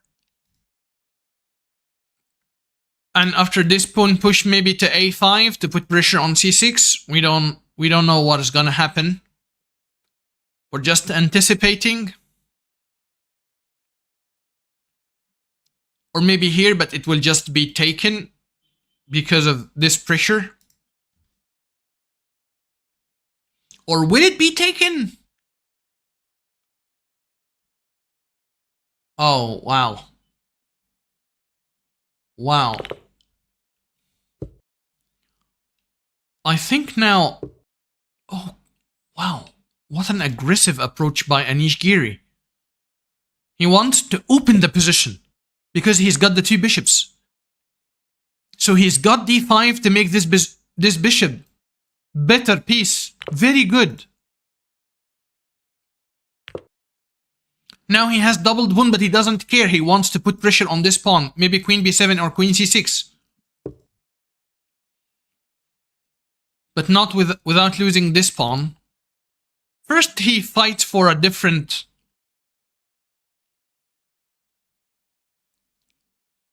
file. Maybe he could have taken and played rook b8. But he wants to keep more pieces. Hand said no entry. At least exchange one of the rooks.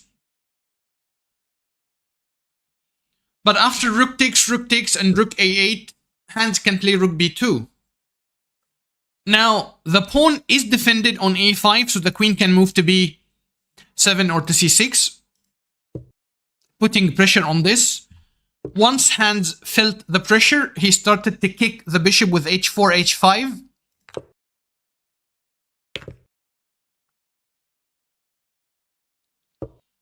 Now he's defending, okay. But the pin will happen. But it doesn't matter now. Is this a move?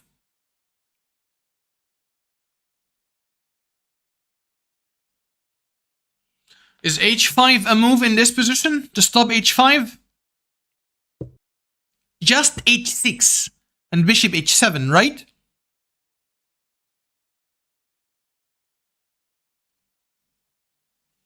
I actually liked h5 more.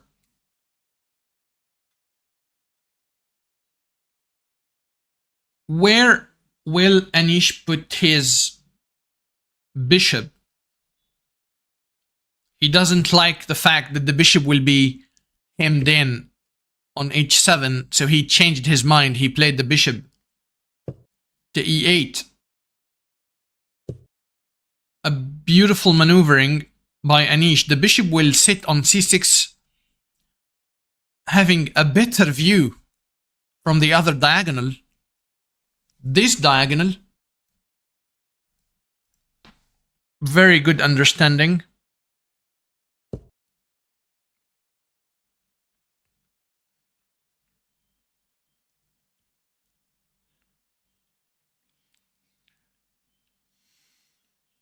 g5 followed by queen d2. Or maybe queen d2 immediately, putting pressure on this. Now queen d3 with the same idea. He defended like this, okay. On the other hand, Hand is putting a strong pressure on the e5 square. Very complicated position.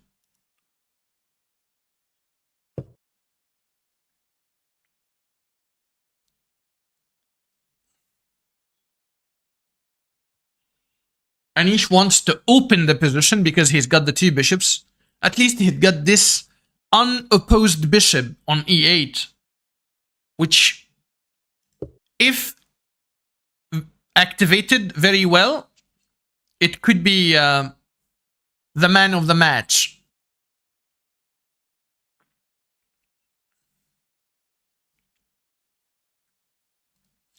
immediately putting pressure on the pawn. So he shuts the door and the bishop kept closed. No target on h5. I don't know why did he didn't like king h7. Maybe he saw some g5 stuff, or takes, and then g5, I don't know.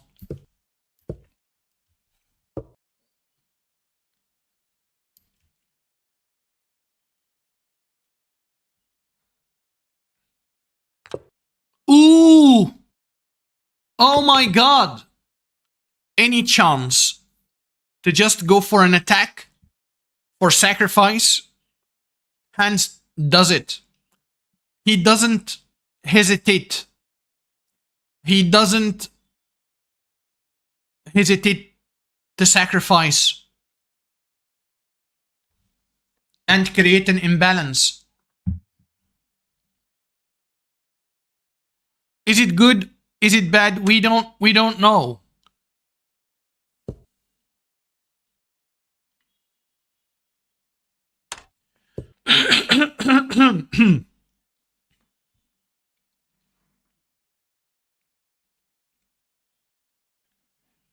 Is this check available? Looks very scary.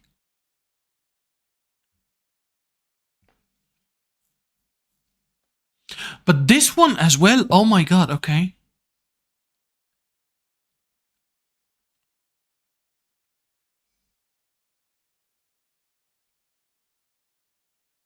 Check. Yes. And then what? He just defended because you can't take the check will win the queen. Rook g3 would win the queen.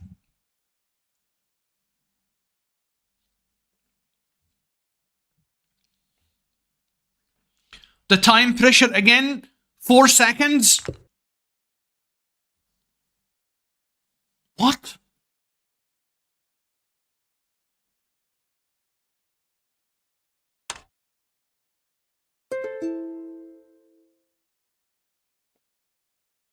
What was that? Maybe he's got no other options. Wow. Wow. I am actually very much entertained in this battle. Hans is 1 point away from ending the battle, and he's trying the same line in which Anish played queen takes c3 instead of b takes c3.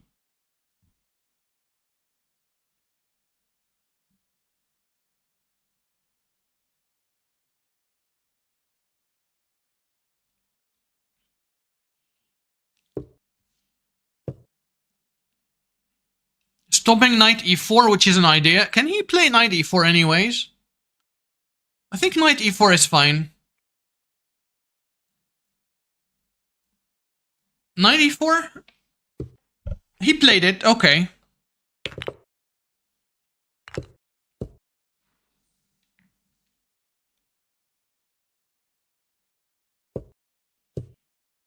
c5, bishop e6 looks normal.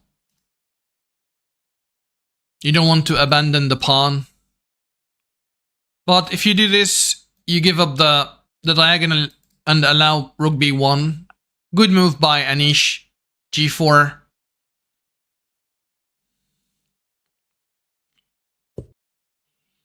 So Hans decided not to give up the diagonal, not to allow rook b1. Now Anish will keep playing on the idea of g4, using the f5 square, the king defense, stopping any invasion by the rook to c2 square.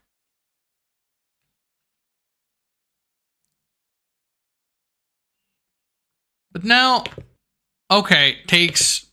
He took with the other pawn because rook c2 can be achieved anyways. The bishop is defending. Oh, wow.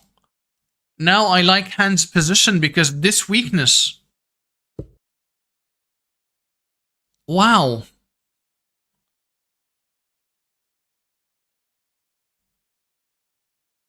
Rook c7 and double. Knight g3. The bishop is amazing. Knight e3 with the same idea maybe at some point.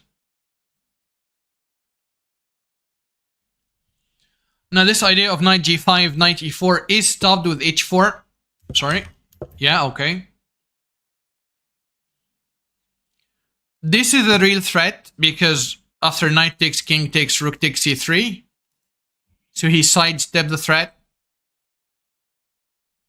Bishop e4 wouldn't be that good because after bishop takes, pawn takes, the pawns will try to march, defended by the knight.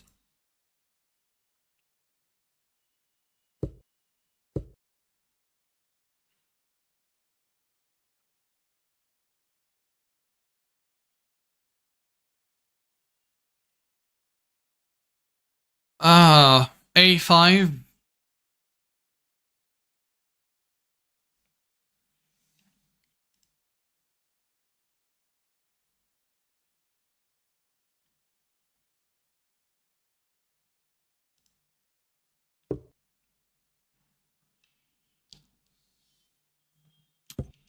G5 by Hans. Okay.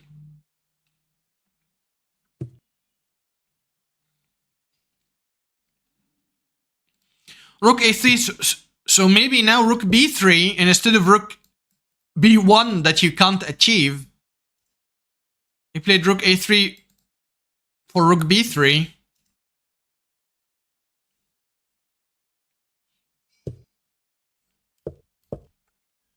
Okay. He's getting rid of the weakness. Just b5. You take en passant. I take with the rook maybe. Yes, dropping this but activating the rook on b2. That would be fun. A lot of fun here.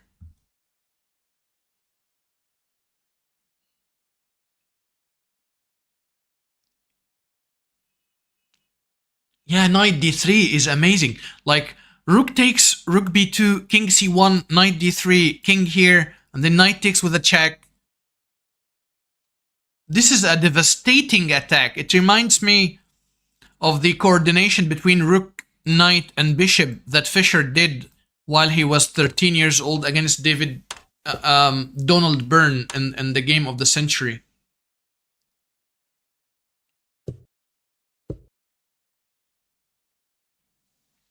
Can we play bishop d3 now? Just to cut the king's running way, but we deprive ourselves from knight d3. So two pieces are fighting for the same square. They call it... It has a name. Superfluous pieces. I'm not sure if I pronounce this right, but it has something like this. Superfluous pieces. It's very common to say superfluous knights because two knights are fighting for the same square.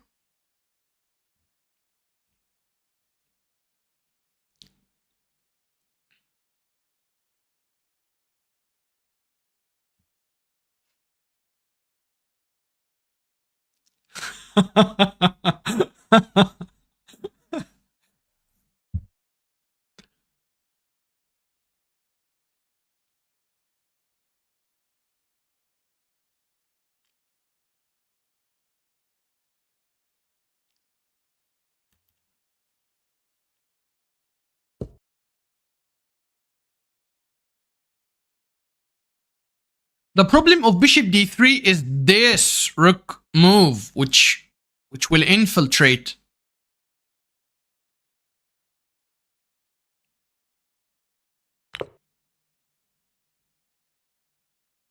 Knight takes could happen using the pin.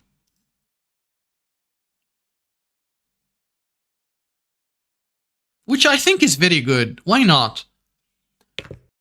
Bishop b3 is not available.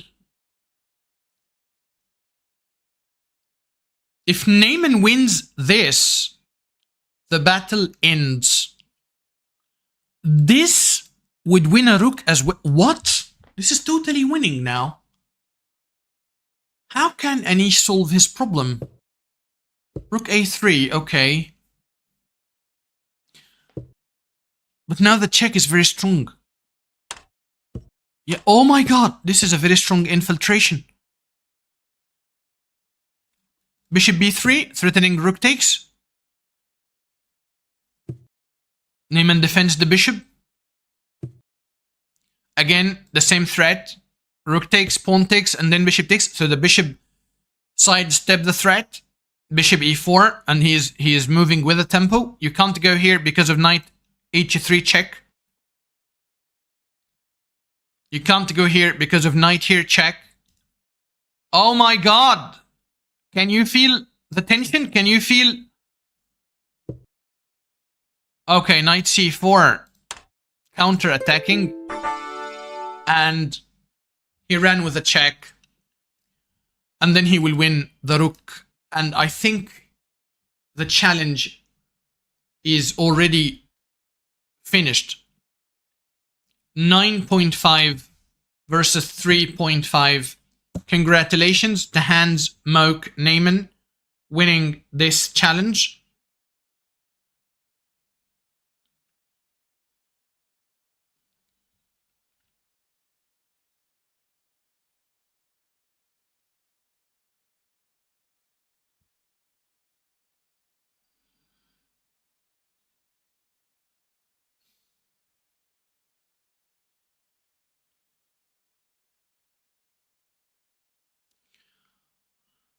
Okay, we'll just see if we have more games. I think we don't have more games.